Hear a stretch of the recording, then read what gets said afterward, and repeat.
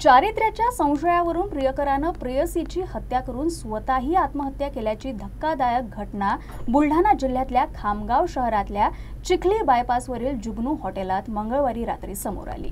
या घटनेत दोघांचाही घटनास्थळीच मृत्यू झालाय।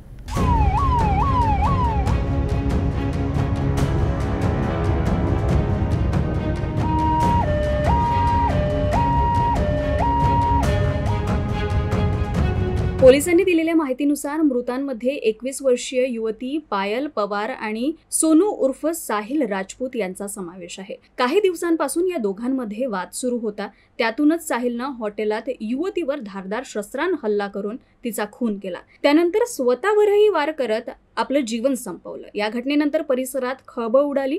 हत्येची बातमी वाऱ्यासारखी पसरताच घटनास्थळी नागरिकांनी एकच गर्दी केली। घटनेची सूचना मिळताच पोलिसांनी घटनास्थळ गाठून परिस्थिती नियंत्रणात आणली। पुढील तपास पोलीस करतायत।